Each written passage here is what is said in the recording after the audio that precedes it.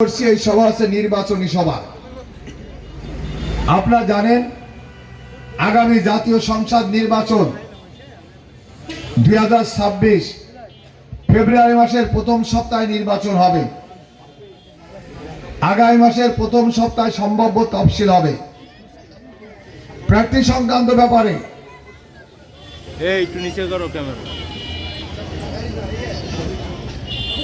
তফসিল সম্পর্কে তো আমি কোনো কিছু বলবো না, প্রার্থী সম্পর্কে আমি কোনো কিছু বলবো না। আমাদের নেতা পান্নু ভাই বড় ভাই কথা বলেছে। শুধু আমি একটি কথা বলেই প্রার্থী সম্পর্কে কথা শেষ করব। জমি আপনাদের, চাষ আপনাদের, ফসল ফলেছেন আপনারা, ফসল পেকেছে, ফসলের মালিক কে হবে বলেন তো? জোরে বলেন কে হবে?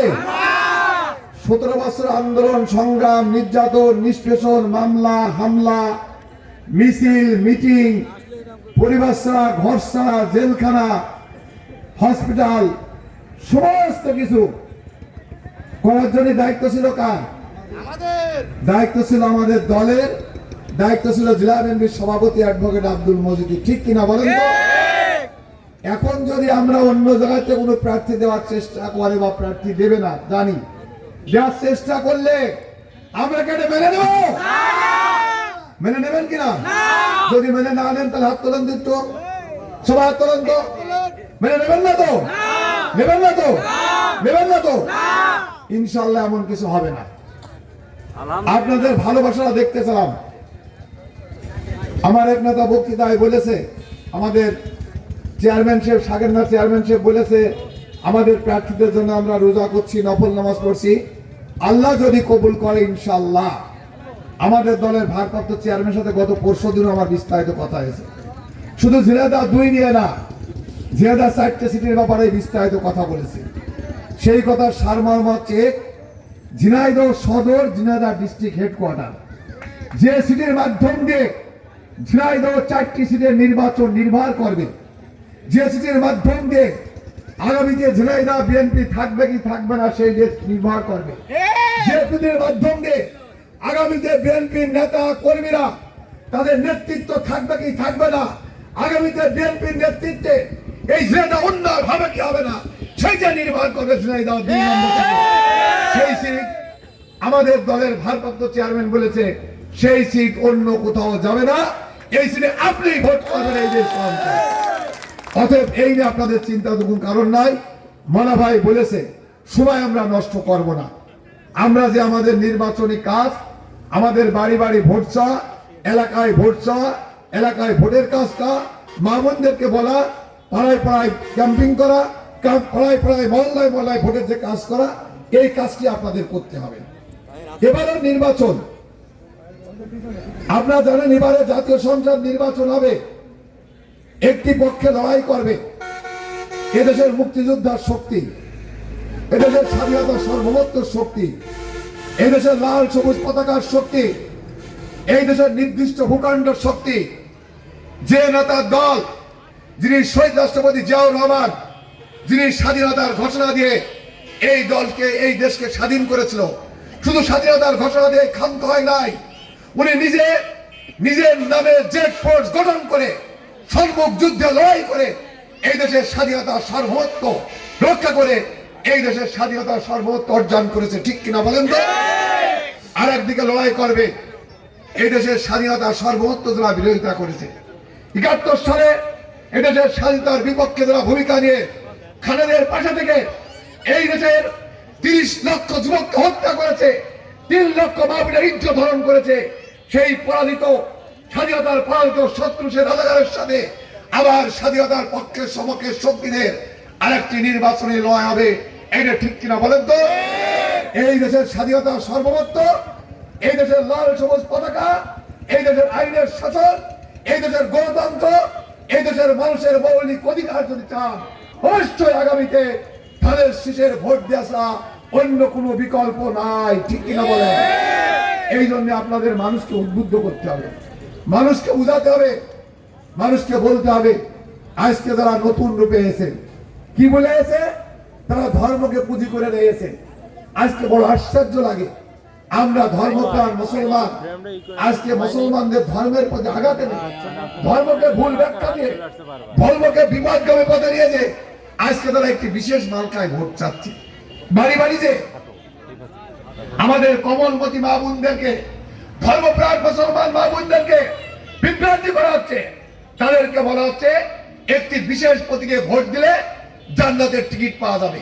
আর আমরা জান্নাতের টিকিট দেওয়ার মালিক উনি বলেন তো, উনি জান্নাতের টিকিট দিচ্ছে। আবার দেখলাম ফেসবুকে সেদিনকে দেখলাম লেখা হচ্ছে কি, বলা হচ্ছে কি, যদি আজকে দাঁড়িপাল্লায় ভোট নেওয়া যায় তাহলে কোরআন হেরে যাবে। নাউজুবিল্লাহ, দাঁড়িপাল্লার সাথে কোরআনের তুলনা করছে। আবার মন্দিরে যা বলছে রোজা আর পূজা এক, আবার মন্দিরে যে গীতা পাঠ করছে, লেবাস পরে ধর্মীয় লেবাস পরে গীতা পাঠ করছে, যারা ভোট দিয়ে গীতা পাঠ করছে, রোজা পূজা এক করছে, আবার দাঁড়িপাল্লার সাথে কোরআনের ব্যাখ্যা দিচ্ছে, কোরআনের তুলনা করছে। এরাকে ধর্মকে পুঁজি করে আজকে নিজেদের ধর্মকে পবিত্র ধর্মকে অপবিত্র করে মানুষকে বিভ্রান্তি করছে। ঠিক কিনা বলেন তো? আজকে এই ভণ্ডামির একটা সীমা আছে। আজকে মানুষকে ঐক্যবদ্ধ হতে হবে।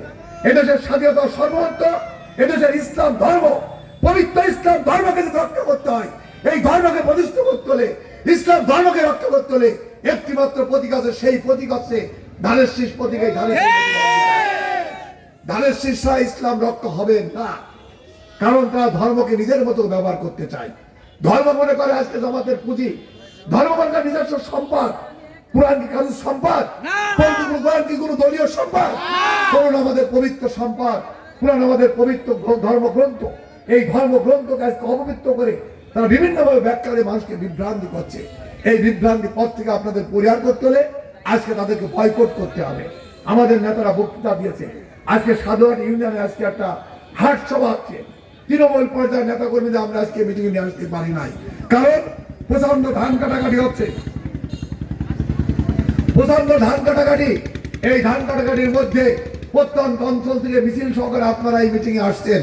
এই জন্য সুন্দর প্রোগ্রাম করার জন্য আমি সাধুহাট ইউনিয়ন বিএনপিকে ধন্যবাদ জানাচ্ছি। আজকে সাধুহাট ইউনিয়ন সুন্দর একটি প্রোগ্রাম করেছে। আপনারা যারা এখানে আসছেন, আপনারা এখানে যারা আসছেন সবাই ধানের শীষের প্রতীকে ভোট দিতে চান, আমাকে ভালোবেসে আমাকে প্রার্থী হিসেবে দেখতে চান। আপনাকে আমরা শুধু একটি কথা বলতে চাই, আপনারা শুধু মিছিল মিটিং এ থাকলে সীমাবদ্ধ থাকলে হবে না, আপনাদের দায়িত্ব নিয়ে কাজ করতে হবে। আপনারা সবাই অ্যাডভোকেট আব্দুল মজিদ হতে হবে, সবার নিজের দায়িত্ব নিজে প্রার্থী হিসেবে আপনাদের বাড়ি বাড়িতে ঘরে ঘরে ভোট খেতে হবে। আজকে আপনারা ভোর সকাল থেকে গভীর রাত পর্যন্ত আপনাদের প্রতিপক্ষ লোক আজকে দাঁড়িয়ে দাঁড়িয়ে ভোট চাচ্ছে। আমরা ঘরে বসে রয়েছি, কে কখন কোন সময় প্রার্থীর ঘোষণা আসে। প্রার্থীর ঘোষণা আপনারা পাবেন, সময় কিন্তু আপনারা পাবেন না। এই ধরনের প্রার্থীর ঘোষণার অপেক্ষায় সময় নষ্ট কেউ করবেন না। আজকে আপনারা বাড়ি ফিরে যে প্রত্যেকটা এলাকায়, প্রত্যেকটা মহল্লায়, আপনারা প্রত্যেকটা বাড়িতে আপনারা নিজেরা প্রার্থী হিসেবে আপনারা নিজেরা ধানের শীষের পক্ষে ভোট চাবেন এবং আপনাদের প্রার্থীকে বিজয় করার জন্য আপনারা সবাই দায়িত্ব নেবেন। এই দায়িত্ব আপনারা নেবেন কিনা সবাই দায়িত্ব নেবেন তো? সবাই দায়িত্ব নেবেন, মাহমুদ উঠান, দায়িত্ব নিলেন তো? এই দায়িত্ব নিয়ে আপনাদের কাজ করতে হবে। আমরা জানি আজকে 300 সিটির নির্বাচন হবে।